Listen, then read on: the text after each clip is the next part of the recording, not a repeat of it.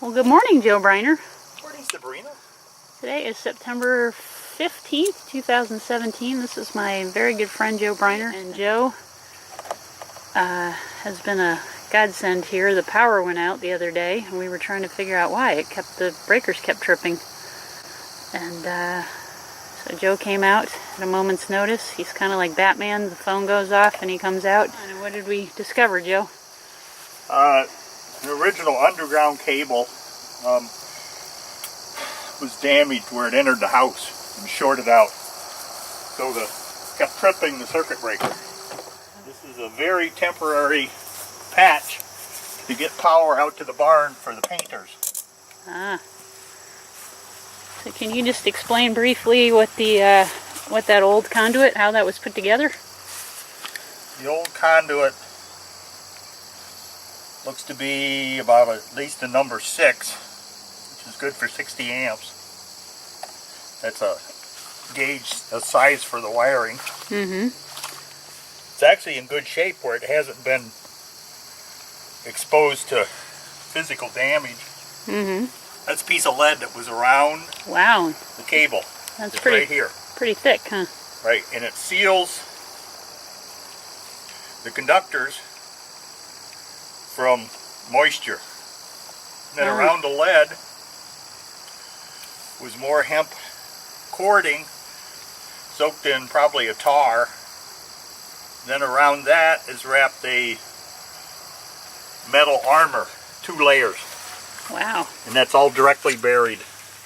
And it seems to work really well because it's been there a long time. So this was the hemp. You can see it's got a fiber. Hemp is made from a plant, and it's a fiber, real heavy, and they make rope out of it a lot of times. Or you can smoke it. That's true. Shirts, things like that, but it was soaked in tar, as Joe said, and then this is some sort of 2 layers of metal sheathing to go on the outside. So that was all to protect it, like from animals chewing on it and moisture getting in it. Physical damage, moisture. You said it was good enough, the rest of it, so why aren't we going to keep it then long term? It's not big enough. And why is that? What's potentially what you're going to be using the barn for?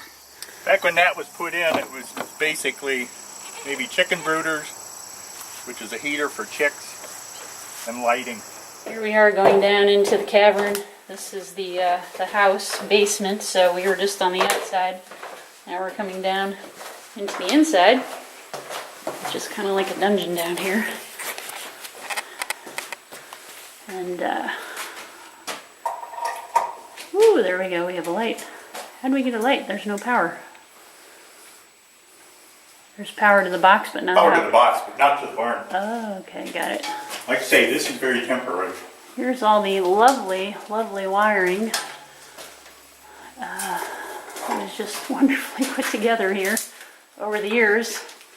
Looks like people just added things and said, oh, we need this, let's add that, let's add this. So it's amazing that Joe can work on all this because it just looks like a bunch of spaghetti wire and puzzle. The wire coming from the house. Comes up outside the building, comes out of the ground, goes up the outside wall, then turns and comes into this box. And it comes in through a block of, looks like tar that's, set up. It's solid now. So that's kind of like it was a form?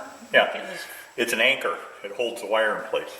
And tar is, and seals it up. Would be fireproof. Yep. So. And then there's 1, 2, 3, 4 more going out.